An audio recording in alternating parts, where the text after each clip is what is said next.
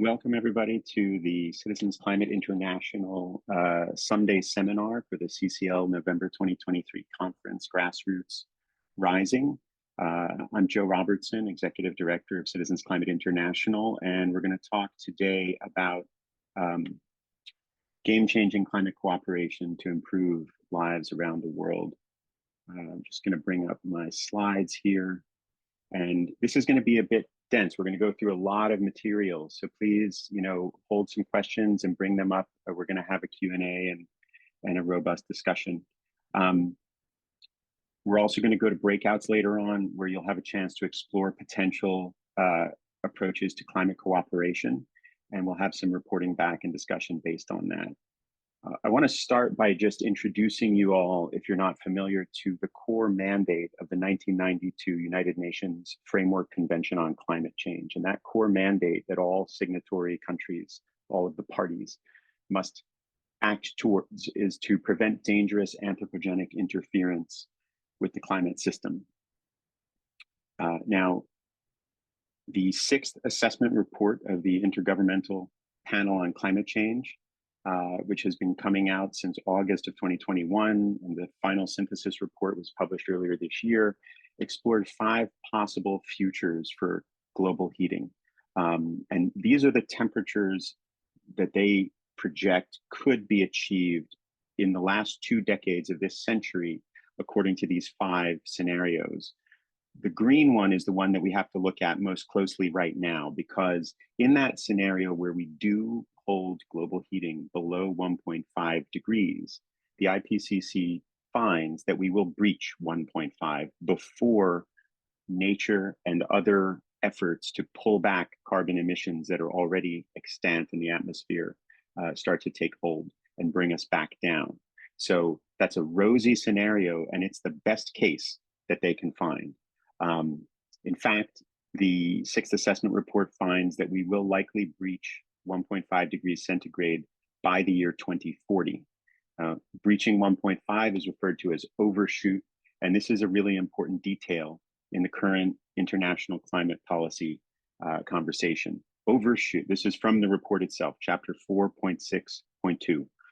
Overshoot has been found to lead to irreversible changes in thermospheric sea level, AMOC, that's the Atlantic Meridional Overturning Circulation, major ocean current, ice sheets, and permafrost carbon, and to long-lasting effects on ocean heat. Now, that can all be distilled down to this pretty simple idea. Above 1.5 degrees, critical regulating structures within the climate system may be lost. That means that the idea that we can actually come back to a stable climate that we're more familiar with, that has prevailed throughout the entire history of the human species, will be that much more difficult, because those stabilizing structures may be lost. Some of you may have seen that weather map that was circulated this summer, when there were 5 major heat domes hovering over different regions around a band in the northern hemisphere, all at the same time. This is something that has never been observed by science, and it has never been observed in the geological record either. Some people said this looks like a different planet. If we were looking at Jupiter, we would see its wind currents doing something we had never seen before. It would look visibly different. So something else that happened this summer that I just want to call people's attention to when we talk about how much warming is going on. On Monday, July 3rd, we had the hottest ever temperature on Earth. The global average temperature was 16.2 degrees centigrade. That was the hottest ever recorded, and the geological record and ice core sampling, paleoclimate analysis suggests it's the hottest temperature ever experienced by our species, at least for the last 125,000 years. The very next day, July 4th, 2023, was 0.98 degrees centigrade hotter. Not 1 degree hotter than the historical average, not 1 degree hotter than pre-industrial levels, 1 degree hotter than the hottest day ever recorded and likely ever lived by our species, just 1 day before. There is no clear, obviously attributable cause for that sudden jump. It is so anomalous that we don't necessarily have a clear explanation. There are a lot of good theories, there is a lot of evidence, and the attribution is clear that it is from climate destabilization. Wednesday, July 5th, tied that record, and then the 6th broke it again. So we had 3 consecutive days that were a full degree hotter than the hottest day ever. September just went even further. So you can see there on the far right of this graph, September 2023 is that much hotter than all of the other Septembers since since the late 1930s, and in our overall tracking of climate through modern scientific methods. Now, what is the politics of the 1.5 degree temperature target? Let's first consider that this became part of the Paris Agreement because vulnerable countries are likely to disappear below the waves, or some will become uninhabitable beyond that level. So it was added as a kind of, let's see if we can be more ambitious kind of target. And the IPCC was tasked with studying what happens at 1.5 degrees. They had studied 2 degrees, they had studied 4 degrees, they hadn't studied 1.5. The 1.5 degree report came out in 2018 and found that beyond 1.5, warming is too dangerous. There's too much calamity and mayhem in the world. We can't meet the convention mandate of preventing dangerous climate change if we breach 1.5. So when that report was accepted in Poland at the annual climate negotiations in 2018, 1.5 degrees became international law. It is the international legal standard for preventing dangerous climate change. Now, after the Paris Agreement, the idea of net zero by 2050, science-based targets started to take hold, and most countries have initiated some process related to that. Many companies, financial institutions, even oil companies have undertaken science-based targets. There are oil exporting countries that have science-based targets. Most of them aim for 2050 or later. Now, based on the science, 2050 is already likely to be too late to prevent danger. The 6th assessment, as we just covered, shows that we will breach 1.5 by 2040. When that finding came out as part of the synthesis report in the spring, the Secretary General of the United Nations said high emitting countries, at the very least, should strive for net zero by 2040, and no one should be aiming for anything later than 2050. He's trying to rev everybody up to the timeline that science demands. CCI also put out a piece at that time on our policy website, cciblu.com, saying net zero by 2040 is common sense. Yes, it's very hard. We've had government officials tell us that, to decarbonize the auto sector by 2040, we have to stop selling internal combustion engines by 2025. That's fine. That's going to be challenging, but that's what net zero is about. That will maybe be too late.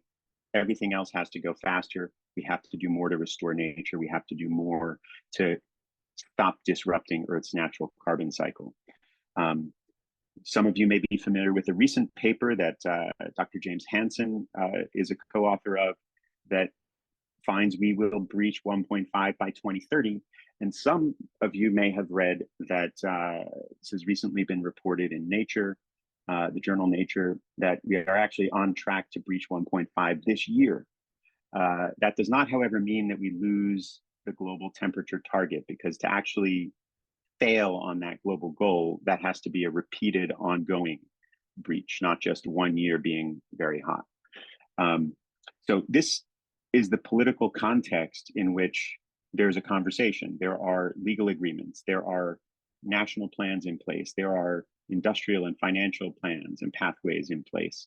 There are different interpretations of what the scientific evidence shows in terms of how long do we have.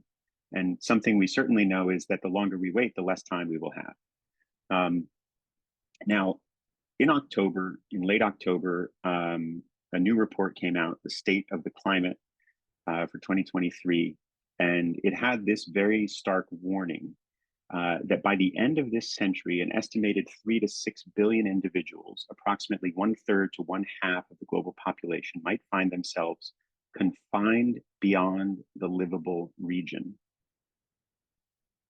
Just zoom in on that phrase for a minute. Confined beyond the livable region, encountering severe heat, limited food availability, and elevated mortality rates because of the effects of climate change. And I'd just like you all to ask yourselves, if your family were confined beyond the livable region of the planet, if you were confined in a place where there's not enough food, where you cannot cool your home, where the heat is so intense that you cannot do anything except seek shelter and stay still and hope that that's enough, what would you do?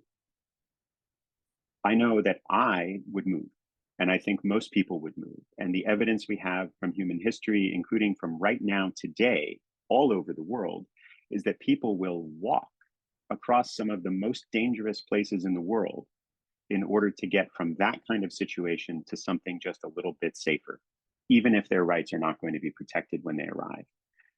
So 3 to 6 billion individuals will have a clear inducement to take one of the emergency measures people take when you cannot live where you are. They will either migrate or they will go to war with those near them that are a little bit better off, or some other calamitous circumstance will befall them.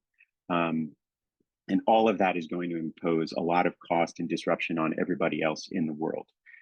Think of a world where even 1 billion people are on the move, as they say, right? 1 billion. That's 5 times the highest level ever measured, 1 billion. And this is talking about 3 to 6. There's no country in the world that has the legal framework to handle that. There's no country in the world that has the financial resources to handle that.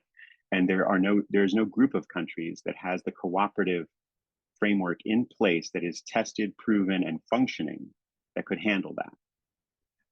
The only thing that can ensue in such a circumstance, unless we do a lot better at preparing, is something else that this paper projects, which is the failure of civilization itself. I'm not saying this to be alarmist. I'm saying this because this is what the science is telling us. This is what we are observing as climate change unfolds and its effects compound each other, and we start to see the underpinnings of civilization threatened. Now, one example is food security. Last year, 50 million people across 45 countries were living on the brink of famine. 50 million people across 45 countries were living on the brink of famine. So whenever you hear the World Food Program is asking for money, that is why, because major sections of the world could be fundamentally destabilized if we can't get food to people who need it. There are countries that can't grow enough food as it is right now. There are countries that are banning exports of certain staple foods. India, earlier this year, suspended export of non-basmati white rice, something that 40% of the world depends on. Why? Because they didn't know if they would have enough of it for their own consumption. Now, of course, we want to prevent those kind of bans, but they're very difficult to prevent if the government in question doesn't have an alternative for making sure their own food supply is secure. Last year, a record 830 million people globally were facing food insecurity. That's 3 times the level before the pandemic. So whenever we think about recovery from the pandemic and we think about, how is the American economy doing? How are industrial economies doing? How are people we know doing? But to remember that across the world, the economy of the world is so much worse off now than before the pandemic that it could take decades to get back to where we were in 2019 in terms of global progress on reducing hunger and poverty, reducing the threat of disease, other threats to public health, and these destabilizing impacts that come from climate change and other things. And then finally, this issue of multiple breadbasket failures. So of course, the Great Plains of the United States are a breadbasket. California is a breadbasket. Ukraine is a breadbasket. Multiple breadbasket failure means that multiple of these major food exporting regions fail simultaneously to produce enough food. And now that scenario where you have not just the failure of a particular crop in one region, like Brazil's coffee crop failing in a particular year and prices across the world triple as a result, right? Not something that limited or that manageable, but where multiple regions have a comprehensive failure in their agricultural production across many different export crops. And the result is that hundreds of millions more people beyond the 800 million now facing hunger simply cannot find food. This is now projected to be highly probable in the next 2 decades. And again, we do not have in place mechanisms that can handle that level of deprivation and disruption. Now, that point about being confined beyond the livable region, we know that involuntarily displaced people will reach all-time record numbers. This will likely be a year-to-year phenomenon where each year we keep setting new records. That record will continue to increase and reach the billions by the end of the century. Most of those people currently have no legal protection anywhere in the world.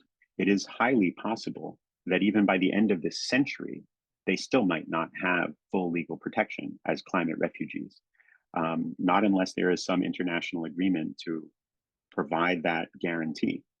And of course, there are far too few resources. We see all over the world from some of the poorest countries to some of the richest. We see cities and regional governments and national governments complaining over the stress they're facing now at basically 1% of what they will face. In 2020, when Donald Trump was president of the United States, the Commodity Futures Trading Commission found that climate change poses a major risk to the stability of the US financial system and to its ability to sustain the American economy. That means the American economy could collapse under unchecked climate change. In 2021, the Financial Stability Oversight Council, so now this is the Biden administration, but this is the collective body of financial regulators, all the US regulators together, including the CFTC, found that climate change is an emerging threat to the financial stability of the United States. In other words, without economy-wide efforts to reduce climate-related financial risk, even the United States itself could fail. We're talking about nation-state failure is a possibility.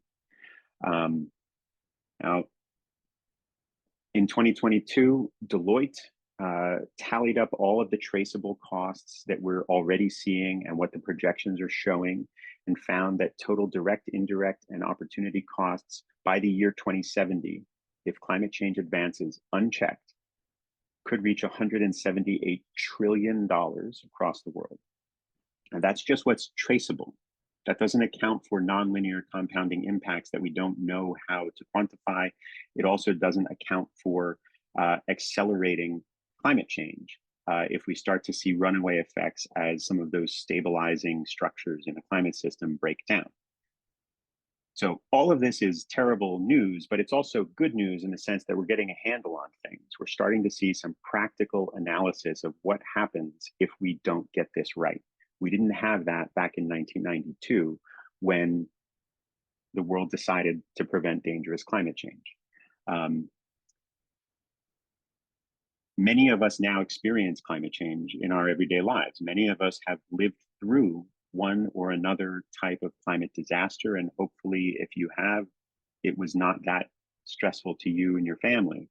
But many of us have lived through multiple major climate disasters already. And I think count ourselves fortunate to have come out okay, health-wise and financially. But for countries, that is not the case. Whole countries have to respond. And so if a small island faces a disaster that costs 100% of its GDP, then it loses all of that economic opportunity and has to borrow money to now go into debt to respond to a crisis that for such a small country, it clearly did not create. So vulnerability and loss and damage really have to be addressed. The key takeaway from all of this, and this is why I think it's so important to go through this context when we talk about international climate policy, is that we must reduce emissions far faster than anyone has been planning to do. And every day, month, or year that we wait adds more future calamity and cost. Now, I just want to jump ahead for a minute and take a look at what happens in the climate negotiating process itself. Back in 1992, the Climate Convention has a section known as Annex I. It's an attachment to the core legal agreement. And it's a list of countries that were historic industrial scale emitters of greenhouse gases at the time of the UN Framework Convention on Climate Change. That didn't include, at that time, China or India.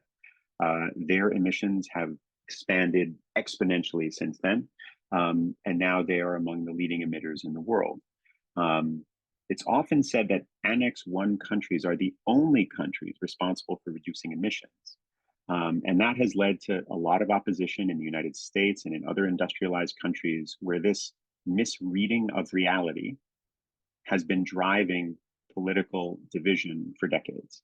And I think it's really important to note this is a misreading of the actual text of the agreement. It's true that the vulnerable developing countries want to make sure that the Annex I countries, the historic industrial polluters, and now also the leading polluters in the world, who may not have been part of that list, are the ones who do the most because they have the biggest burden, they have the most responsibility, and they have the greatest means generally to actually respond. So of course, the complaint is there. Those countries should lead. And in fact, the convention says that. This is the purpose of Annex I, to bind those countries to be leaders, not to be the only ones acting. So I should take a look at the text of two sections of Article 4 of the 1992 Convention.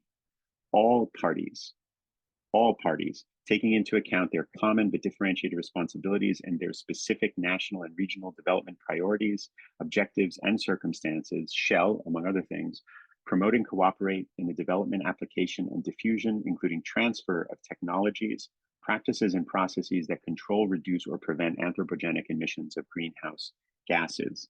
Boil that down, all countries have a role to play in limiting emissions and preventing dangerous climate change. It's stated right there in black and white, or in this case, in blue on blue.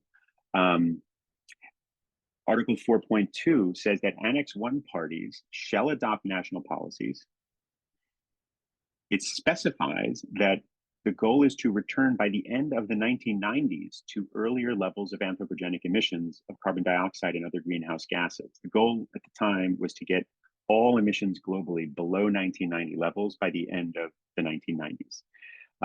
Now we don't even talk about 1990 levels, unfortunately, which is part of the reason we have all of those skyrocketing numbers that I went through at the beginning.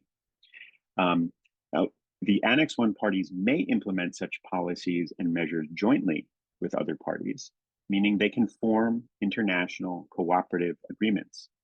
So the idea of climate smart trade was in the convention back in 1992 from the very beginning. It also says that any party not included in Annex I may notify the United Nations that it intends to be bound by the Annex I rules, that it intends to have a nationally determined contribution, et cetera. Now, the reason the Paris Agreement in 2015 was such a big deal was that it essentially resolved that division. It brought into the text of a global agreement the clarification that all nations have a role to play and all nations are required to submit nationally determined contributions to the overall mitigation of global emissions. And it's easy to remember that with the OMGE acronym. But it's important because even though those nationally determined contributions are nationally determined, and some countries like Russia have submitted NDCs that when you really do all the math, it kind of looks like they never plan to decarbonize at all. Some countries have played that game, but they're operating outside of the legal framework that they signed up to. The Paris Agreement requires them to advance the overall decarbonization of the global economy. This is where we got to that science-based targets concept. This is how we got to the net zero by 2050, maybe by 2040 if people start to accelerate. And it's also where we get to this big question after the Paris Agreement of what constitutes a fair share. As we go into the climate negotiations this year, you'll see a lot of countries are starting to change their language around a fair share. The most vulnerable countries, the smallest emitters, they will use that language to clarify that the big polluters really have more responsibility. It's just a fact, they do. But a lot of countries are now starting to move to the question of what constitutes leadership. And just doing your fair share isn't leadership, especially in a world where most countries aren't doing their fair share. They're doing less. So these are some of the big questions on the table that'll be discussed in Dubai. Now, here's where we have the possibility for game-changing climate cooperation. When the Paris Agreement was agreed, paragraph 8 of Article 6, Article 6.8, talked about something called non-market approaches. And I just want to zoom out for a minute and clarify what Article 6 itself is about. Article 6 is about international cooperation to accelerate climate action. The most well-known pieces of Article 6 are paragraph 2, which is about voluntary emissions trading markets. That can be any kind of emissions trading, whether it's the EU emissions trading system or provincial level systems in Canada or state level in the United States, or voluntary private sector carbon markets. And then there's paragraph 4, which is about a centralized global emissions trading system. Those are market systems, market approaches, because the level of decarbonization is quantified through the trading through a regulated market. Non-market is everything else. So everything else countries might do to cooperate falls under paragraph 8. And this year in Dubai, this will be the first time when there is active negotiation around the implementation of Article 6.8. The reason is that until last year, they hadn't fully agreed on the rules for how countries should negotiate under Article 6.8. Now, I just want to highlight that back in 1992, that text that we read said that countries may cooperate. So non-market cooperation was always possible. Countries are free to do that on their own. They can form climate clubs, they can have trade agreements, they can put climate conditions in place. That was already agreed to by 196 countries and the European Union. So that didn't have to be updated, but the Paris Agreement took it further. And it said that parties recognize the importance of integrated, holistic, and balanced non-market approaches. That language will become important later on. It includes these other bold-faced elements: sustainable development and poverty eradication, mitigation, adaptation, finance, technology transfer, and capacity building as appropriate. These approaches shall aim to promote mitigation and adaptation ambition, not just mitigation, not just adaptation, all of it together, integrated and holistic. Enhance public and private sector participation. So one of the goals of these international cooperative arrangements would be to induce the private sector to get on board and start decarbonizing, not only in response to public sector or government mandates or incentives, but voluntarily, because it's a good way to innovate and to build better products and services that have more market value. And then C, enable opportunities for coordination across instruments and relevant institutional arrangements. Now, in the language of the Climate Convention and the Paris Agreement, what that Article 6.8c is saying is that all of the countries that are signatories to the UN Climate Convention and the Paris Agreement have agreed that they will consider these goals in their other international agreements, in their agreements on trade, in their agreements relating to agriculture, food security, in their relations to international financial institutions like the World Bank and the International Monetary Fund. So that has been agreed. That's settled international law, right?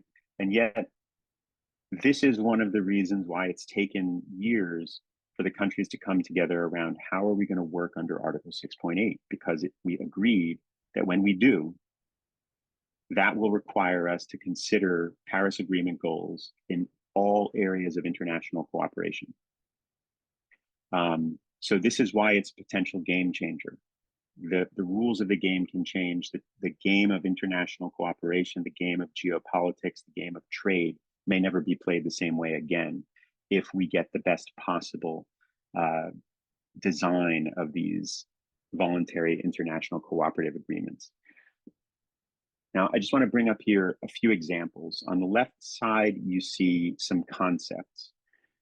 a group of countries could form a climate banking partnership. Some of those ingredients are already in place in the Net Zero Banking Alliance, for instance, that made some commitments at the COP21 in Glasgow to, the COP26 in Glasgow in 2021, 2 years ago. A climate income cooperative. In CCL, I think a lot of us are familiar with the idea that carbon fee and dividend legislation involves border adjustments, and that means cooperating to have shared pricing levels, and a kind of in-group is a desirable outcome. And that's what we mean by a climate income cooperative.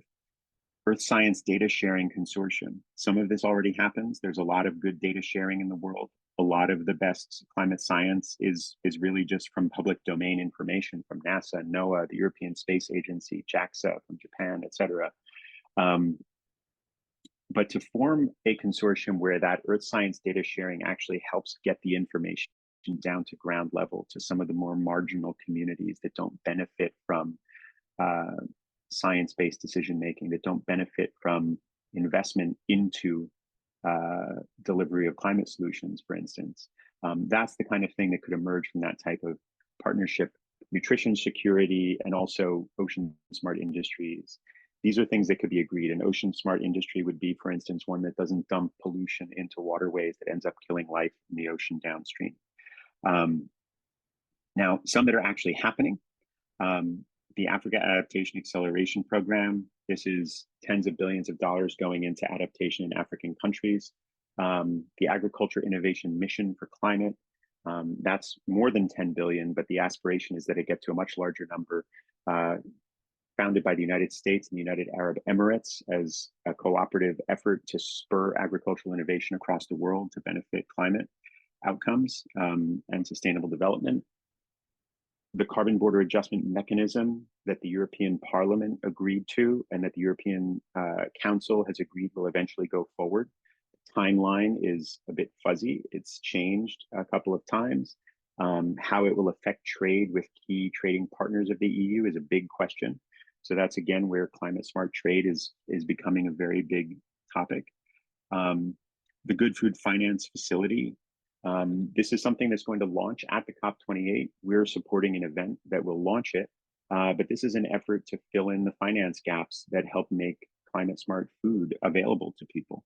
And the Inshu Resilience Partnership, which is hard to say or fun to say depending on your perspective, but it is an incredibly important effort by insurers, by nonprofits and research institutions, by governments, and by the private sector to design new types of insurance that can handle the stresses of climate change, climate destabilization, and the human needs that flow from that, so that vulnerable countries are more likely to get the kind of resources they need to respond to disaster. These are just a few examples. And on the data point, I want to just highlight this incredibly important insight that was shared at a UN meeting in April on the subject of using science information to support better decision-making at the global level. That every dollar invested in data offers an average economic return of $32. That might change if we start using scientific data in all of our decision-making all the time for decades to come. But right now, we're very far behind that curve. And so in most of the world, there's a huge economic opportunity, including the secondary businesses, the small and medium-sized enterprises that can deliver insight to the local level, that can deliver finance to the local level, that can actually spur the diversification of robust, thriving rural economies that are still rural, still agricultural, but now much more diversified and prosperous. Before we go to breakouts, before we go to questions, I just want to highlight this aspect of what we're talking about, that whatever is ultimately agreed by the COP, the climate negotiations, it's actually the operational tools, the systems, industrial systems, financial systems, data systems, the standards and incentives set by government. These are the things that are actually going to drive climate action. These are the things that do drive climate action where it is working. We need a lot more of those things. And by some estimates, if we look at adaptation finance, we need 100 times as much as there is now. We need about 5 times as much energy-related climate finance as there is now globally, just in the next few years. But we need these types of tools, systems, standards, and incentives to be bringing climate smart interventions to industry, to construction, to infrastructure, to farming, to transportation, to industrial design of all kinds of products and services. We need some of the biggest businesses in the world to put a little bit more energy and imagination into business model innovation so that they can actually envision a climate-friendly future for themselves. These are the things that are going to ultimately turn into action. And so before we go to breakouts in about 15 or 20 minutes, we have time for some Q&A. I'd love to hear your questions and see if we can provide some good answers. Yeah, the first question is actually a clarification question. When you're talking about the $178 trillion and 3 to 6 million people being moved, is that a 1.5 degree scenario, the worst case scenario, or the scenario we're on the current projection for? Yeah, so both of those are those are the trajectory we are on, the business as usual trajectory. So if we get to 1.5, the 178 trillion will change dramatically. So that study shows that if we actually do achieve net zero in line with 1.5 degrees, instead of losing $178 trillion, we will gain 43 trillion.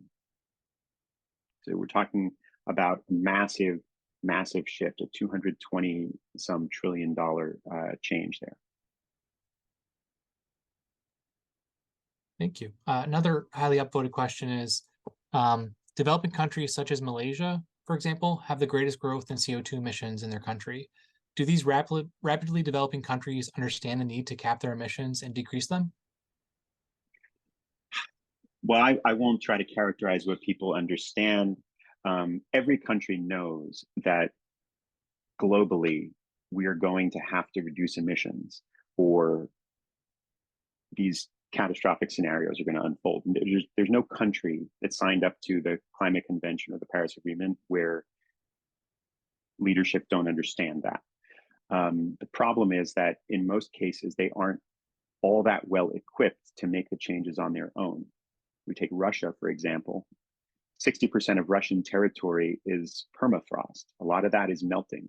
Melting permafrost is not dry ground.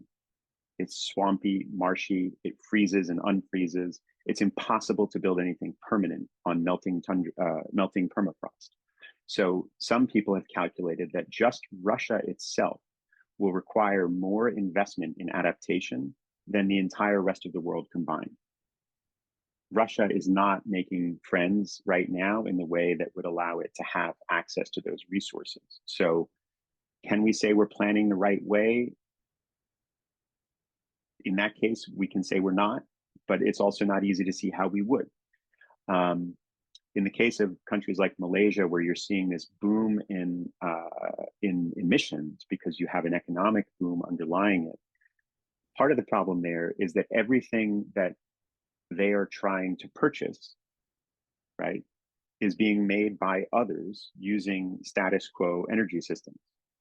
And so if they buy power plants to produce energy, they're more likely to get affordable power plants that produce the wrong kind of energy. If they buy commodities on the open market, they're finding markets are shaped and incentivized by governments to sell more fossil fuels. Virtually all of the major industrial countries are either trying to get their hands on cheap fossil fuels or trying to sell fossil fuels, even now. And so I wouldn't put the onus on Malaysia to figure it out for itself.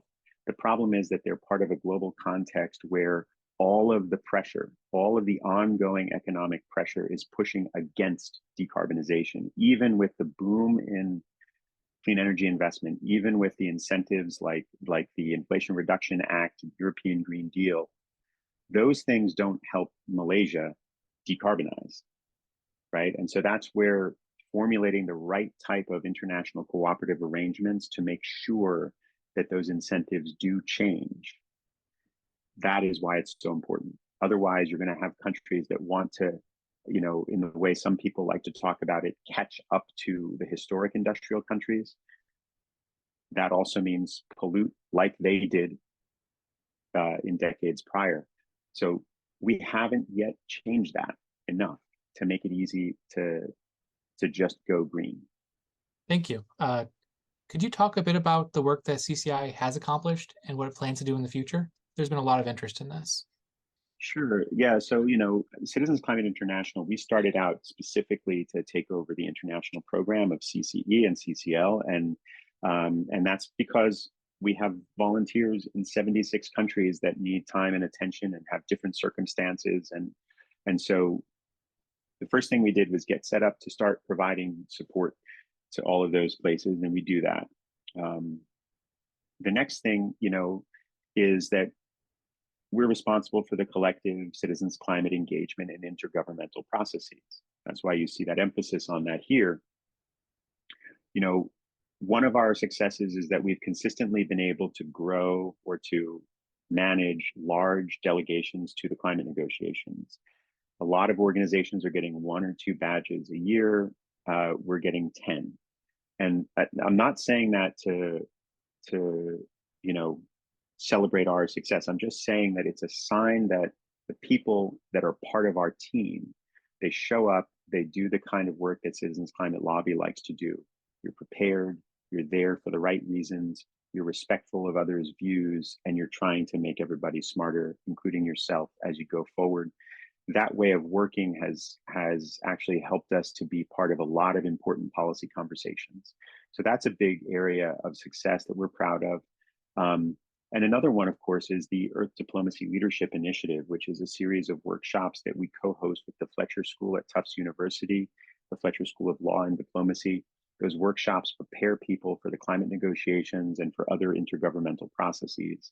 And that keeps growing. So now we have a growing community of people who've gone through that process, who are connected to each other, who we can communicate with. And I think we're now at about 500 people and continuing to grow that community. That's a really important success of ours. But a final point I'd just like to raise on this is way back in 2014, when we were the international program of CCE and CCL, we wanted to talk to people about fee and dividend, but you can't institute a tax at the global level. There's no way to do that. And you can't really have a global dividend. That doesn't exactly work either. There have to be more specifics attached to it. So what we did was we translated the logic of fee and dividend and the findings from the study that was done by REMI, Regional Economic Models, Inc., some of you may remember, into 5 principles that we now call the Paris Principles. And that was a way of saying, if you're going to do carbon pricing, it should meet these 5 standards. And that was part of the conversation that led to the formulation of the Carbon Pricing Leadership Coalition, that led to the formulation of paragraph 8 of Article 6, recognizing that you need approaches that are not emissions trading. And so that's an early success that was so heavily driven by volunteers. And I think I said finally before, but maybe this will be the finally, is we have lobby days now happening all over the world. We've had state level, national level lobby days across several African countries, European countries, Latin American countries in the last few weeks even. And that's, I think our greatest pride is when we see the volunteers we support getting out and doing what you all do. That's kind of a great follow-up question.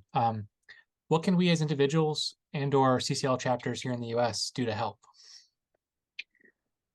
Yeah, so, one of the reasons I really like to throw all of this detail together and provide some context on the international arena for people in the US is that, I'll just be frank and say, I think that the conversation around international climate law in Congress is so dysfunctional that it is threatening the future of the country. And it comes from that fundamental misconception. From the very beginning, the whole point of the US and other industrial countries leading, showing leadership, as it said in the convention text, and as President Bush at the time in 1992 said, The whole point of that leadership was to spur a global revolution towards sustainable and climate smart practices. Global, not just for the US, not just, not to the exclusion of China and India. So the number one way I think that volunteers in the US can help is to keep having constructive conversations where you highlight the fact that the best future for the US is one where the US leads on these issues, not only because we will be leading, but because we will be shaping a world where that's the standard. And in international law and policy, legitimacy and leadership are closely tied together. And when you have both of them on your side and you have succeeded in conditioning everyone else to see legitimacy and leadership the way you exemplify it, that is where you can accumulate the most authority in the global arena. And this issue and the US frequently refusing to show that leadership because of our divisive politics and because of lies that are told by people in our political system,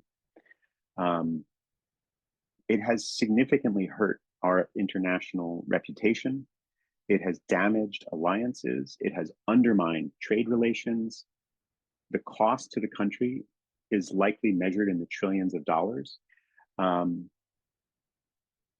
Just letting people know that that type of leadership is something you want to see in line with whatever else you're lobbying for, that's so important. And, I think the other thing you can do is, where possible, see if you can hand off a conversation to our international teams. If you meet someone who they have an interest in African countries, we have people in those countries who are talking to those governments, and there might be an opportunity for lawmakers to talk to each other. You as volunteers and our volunteers in CCI in those places can be connectors to help make that constructive conversation happen. Those are things that could be supplemental to what you're doing. But just keeping in mind that these constructive ways of working are eminently possible, and letting people know that you expect them to show leadership. That's it's always important to see that. Thank you. And I think we have time for one more quick question before we want to do breakouts. So there's been a lot of talk about doing CBAMs and violating the WTO. And there's just a question on, would other trade agreements supersede the WTO, and why is it? And I guess that's the question. Yeah, when some of these other agreements supersede the WTO in supporting a CBAM that countries want to implement. So, first of all, border adjustments don't violate any international trade rules. What violates international trade rules is protectionism, where you use tariffs in order to give an unfair advantage to people in your own jurisdiction. Now, look at sanctions. When you impose sanctions because a country behaves inappropriately or sponsors terrorism or commits war crimes, or because the government carried out a military coup, those sanctions are something that wouldn't happen in a normal free trade scenario. They happen because that country has shown itself ineligible for that most favorable treatment. So that's an important detail. There's a lot of excuse making from people in government who understand how challenging it is to get the right policies in place. Transformative policies are extremely hard to put in place.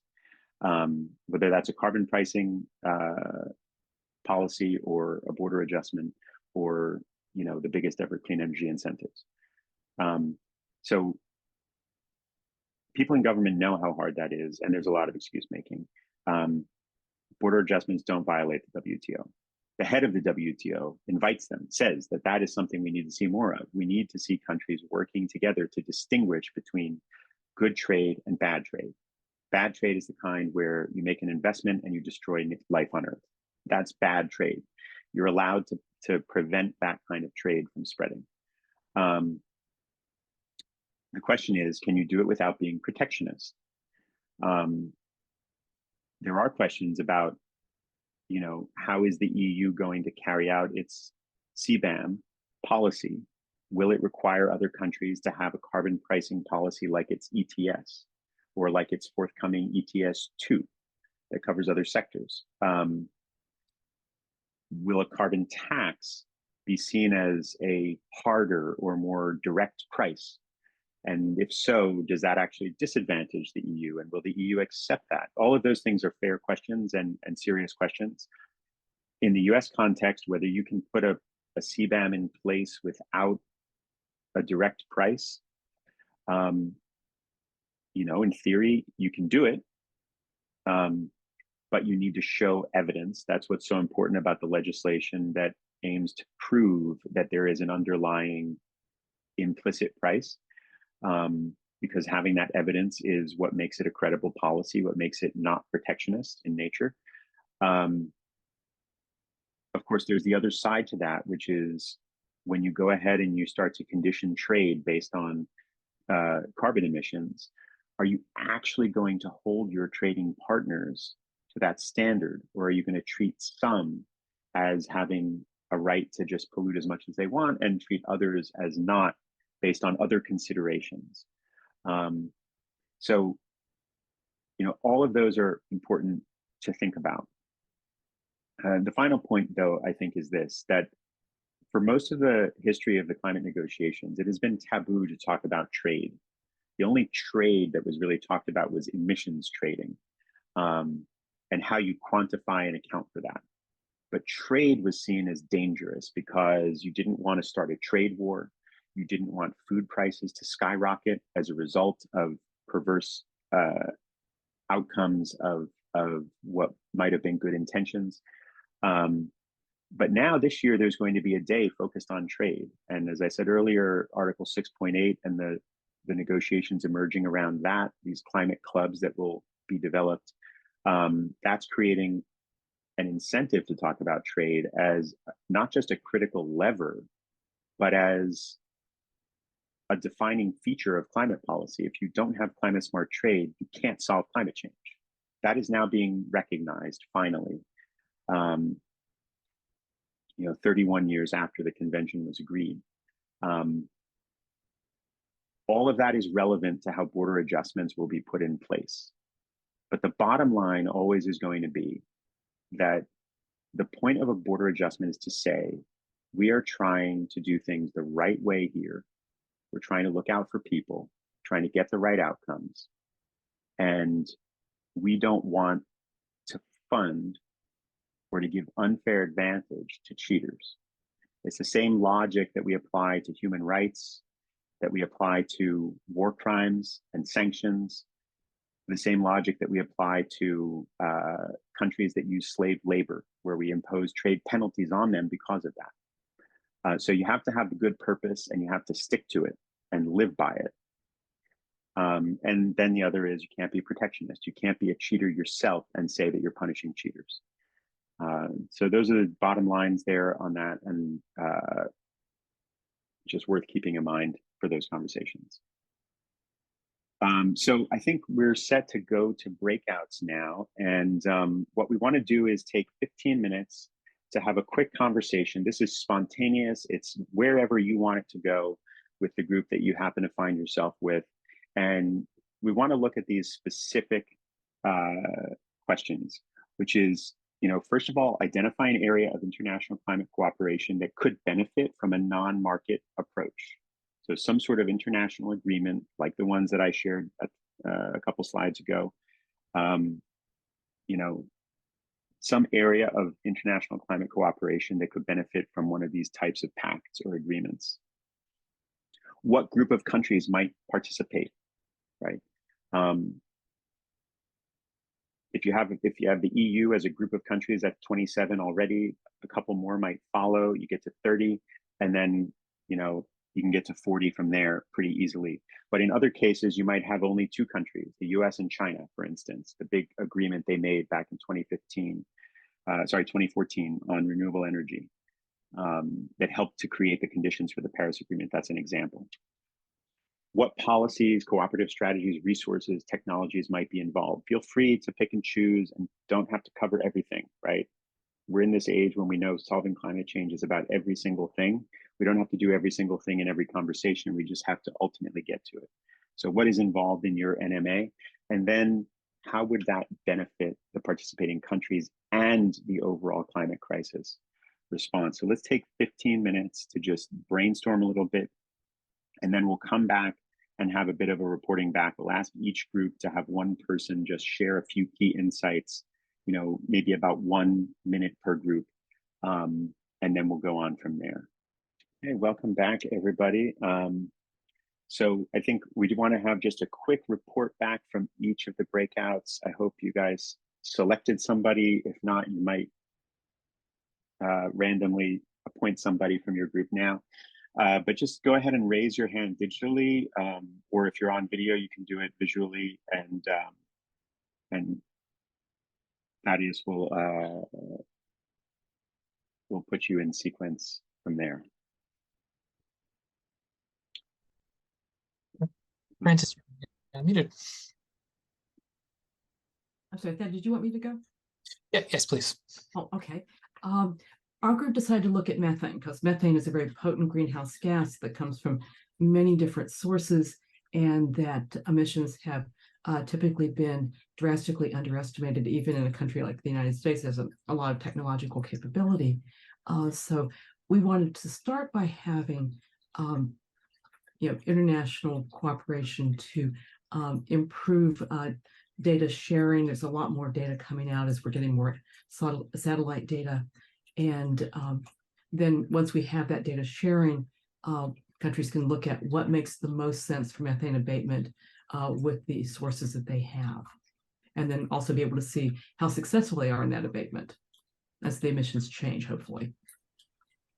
Brilliant. Thank you, Francis. And did you have a name for this cooperative effort, or you focused on the details, which is of course better?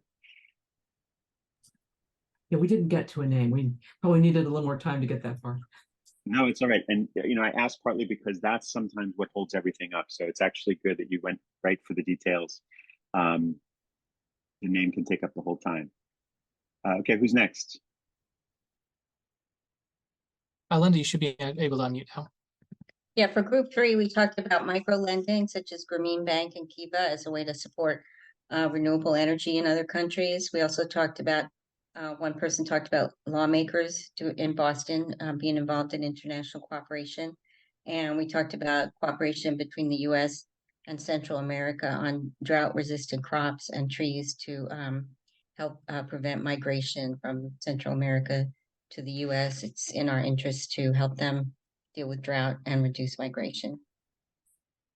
Okay, yes, we don't have a title, but we decided to tackle climate refugees, and we saw our potential allies as the Western Hemisphere. We would seek to leverage the resources that each country has. We would need to prep our country to recognize our leadership in this sector, in all sectors climate, but in this particular one as well. We can leverage what we're doing in the West on how we're sharing water, the Colorado River. We see the partners in our own country as Homeland Security, HHS, and education, because climate education in all our schools will have to begin to see the cross-cultural connections as so important to improve, and especially business and nonprofit as potential education. And there are a number of nonprofits. My daughter-in-law, for instance, has a care innovation hub. So this is all about care and understanding that the developed countries, Canada and the United States, are demographically very old, and the climate refugees tend to be very young. Brilliant. A lot of really good insights there, and also fantastic that it's down to the agencies involved and how they can help implement. Really important detail there. Thank you. Who's next? Sandy should be up next. Yeah, hi. I'm not sure which group we were in, and I'm just kind of jumping in here to volunteer.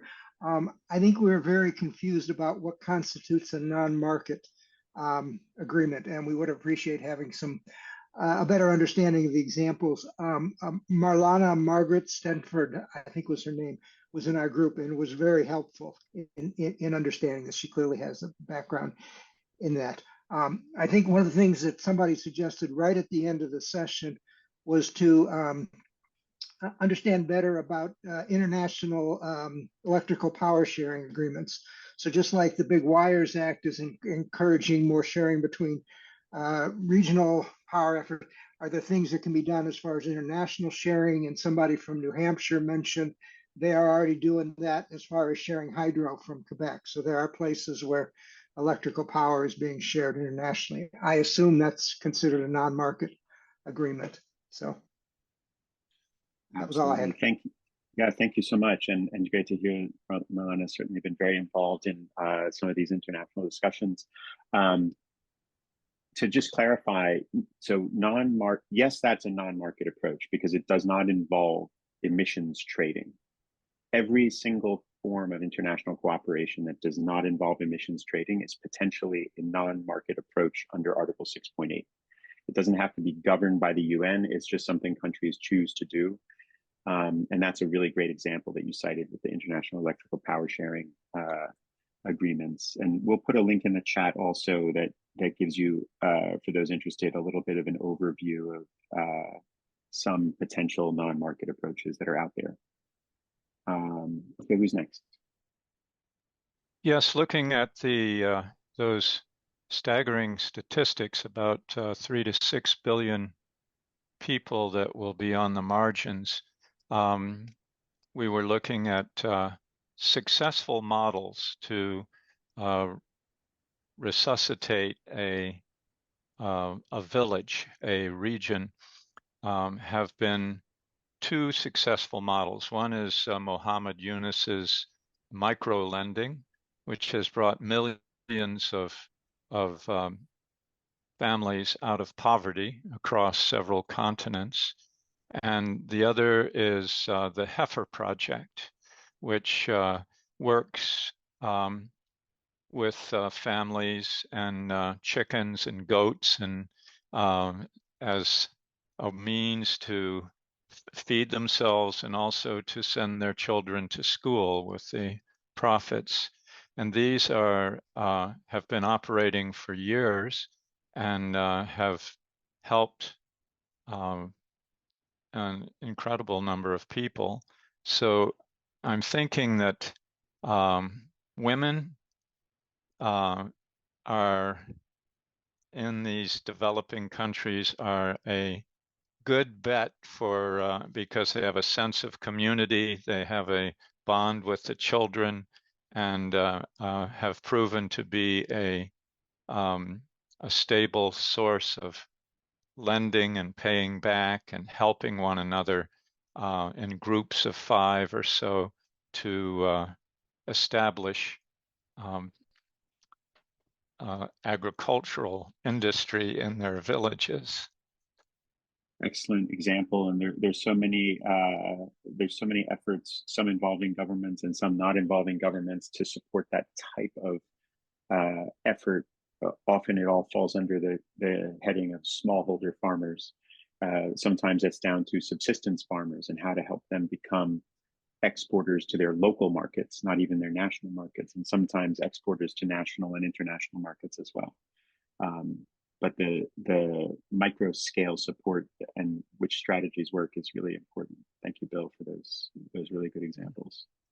Yes, we discussed the here and now, the carbon border adjustment mechanism that is now underway in the European Union with the trial period for 2 years of data collection on carbon intensities.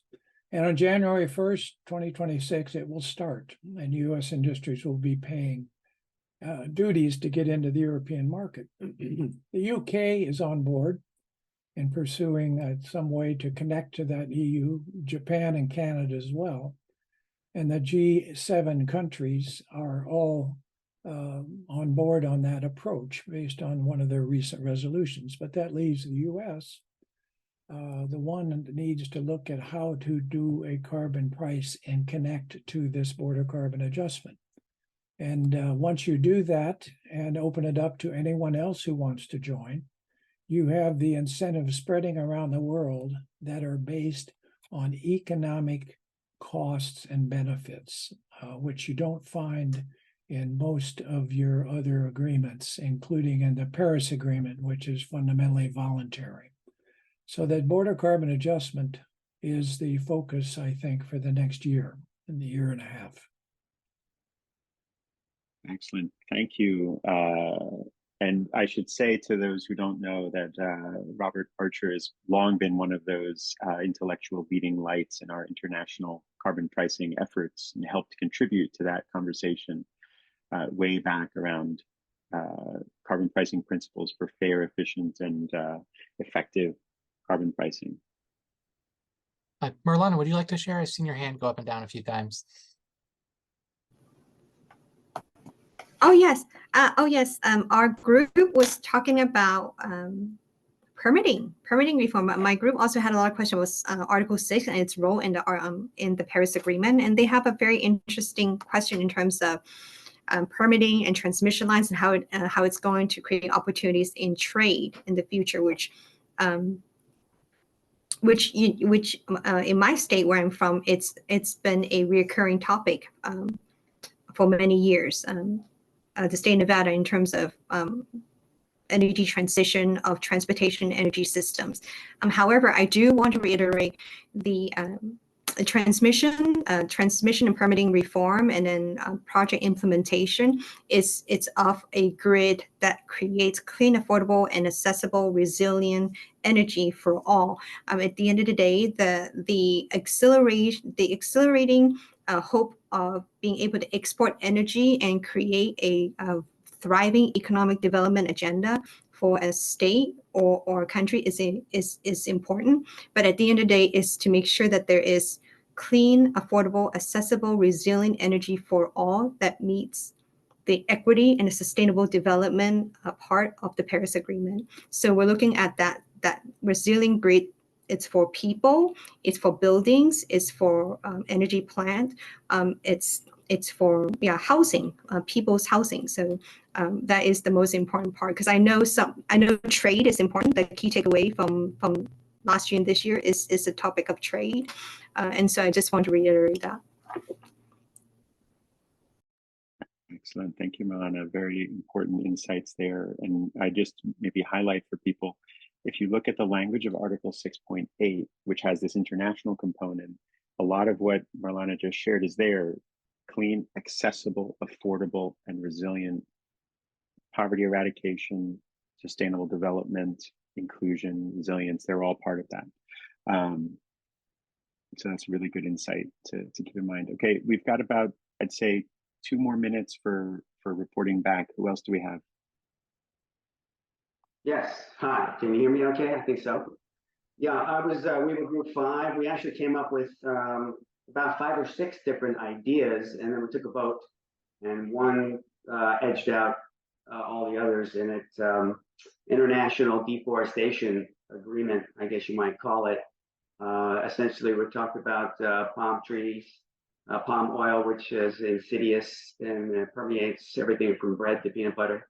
And also the clear cutting of forests, particularly in South America, for growing soybeans and also producing cattle. So the idea for that would be to involve countries that are large palm oil consumers and also large beef eaters as a way of bringing those together to try to work on that problem.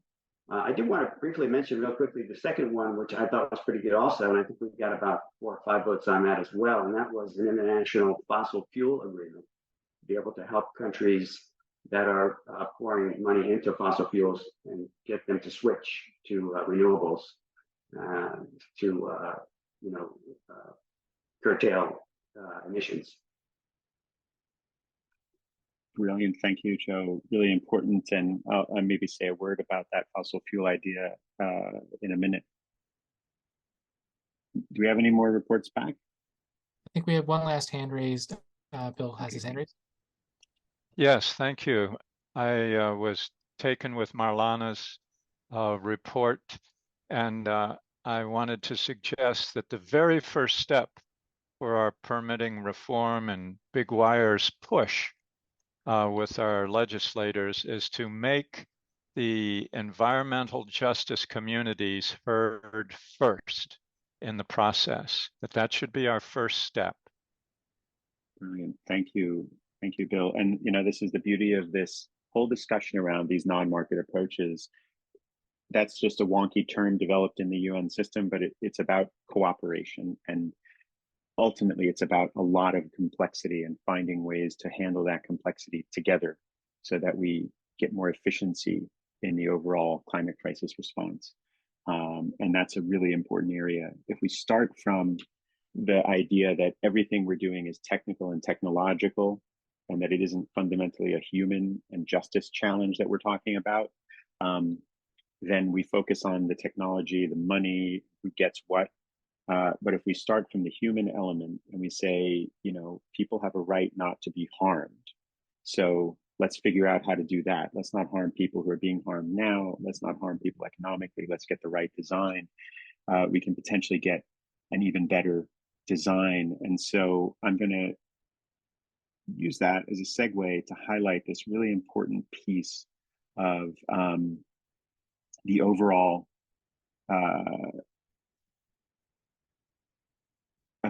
moment we're facing here on climate policy internationally. You know, at Citizens Climate International, we say that a livable future is a human right. That's kind of how we sloganize our values.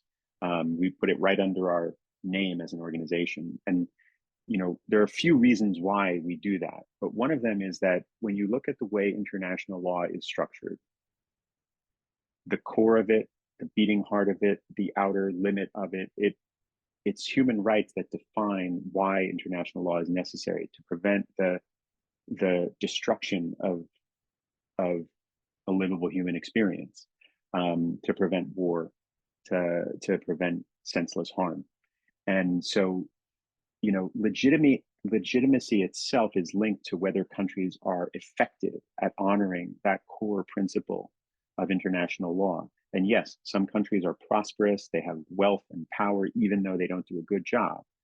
But their legitimacy is significantly reduced, and their ability to do a lot of things is hindered by the fact that they don't carry that legitimacy when they come into the room.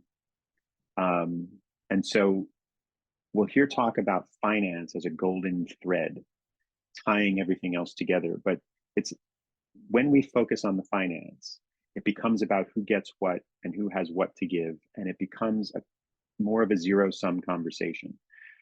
When we think about the golden thread as human rights, all people, regardless of where they're from, regardless of who governs them, have a right to remain free from harm. And then we look at the science telling us that 6 billion people will not only be deprived, they will be living beyond the livable region of the planet. That means we need to figure out how to shape international law so that we can connect climate, rights, and legitimacy directly to each other. We will get a much higher ambition implementation strategy if we can effectively do that. And so this is one of the reasons why we're starting to focus more and more on the vulnerability of people, not only to climate impacts, but once they are on the move, when people have to leave their home, when they have to leave their country to seek safety, do they have rights? Are they protected? We often think of this as a question of whether the people in the country of destination want to receive them or feel like they have the resources. When that is the discussion, that recipient country has already failed, right? When the discussion is, do we feel empowered to help these people? Do we have the patience? Do we have the desire? Do we have the resources? That is a confession that the country in question is not living up to its own values as a nation state whose legitimacy is rooted in the defense of human rights. So we're looking at how to make sure that this is part of the conversation, whether it's around carbon pricing and economic costs, or whether it's around accessible, affordable, clean energy for all. And on that point about fossil fuels, there is actually a proposal some of you may be familiar with called the Fossil Fuel Non-Proliferation Treaty. It's based on arms non-proliferation treaty agreements. And the concept is that countries can work together to help each other stop investing in the bad stuff. It's getting more traction among governments. It'll be one of the things we're calling for at the COP as well, along with allies around the world. And so I think we've made a case here that this is a big challenge. We all knew that already.